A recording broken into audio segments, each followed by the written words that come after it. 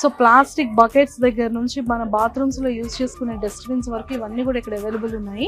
And water bottles and kids కి సంబంధించిన bottles and మనకి కావాల్సినటువంటిది మెయిన్ థింగ్ ఇదండి, మినీ గ్రైండర్స్. మన ఇంట్లో హ్యాపీగా అప్పటికప్పుడు దోశ చేసుకోవాలన్నా, ఇడ్లీ చేసుకోవాలన్నా, ఫ్రెష్ గా మనం గ్రైండ్ చేసుకోవాలి అనుకుంటే మనకి ఈ టైప్ ఆఫ్ గ్రైండింగ్ అనేది సరిపోతుంది.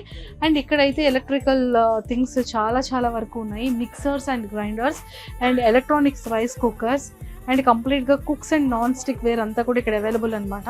సో మనకి కావాల్సిన స్టీల్లో కానీ నాన్ స్టిక్ వేర్లో కానీ ప్రెస్టేజ్, పిజియన్, బజాజ్ ఇలాంటి డిఫరెంట్ మోడల్స్తో నాన్ స్టిక్ వేర్ అంతా కూడా ఇక్కడ అవైలబుల్ ఉన్నాయి.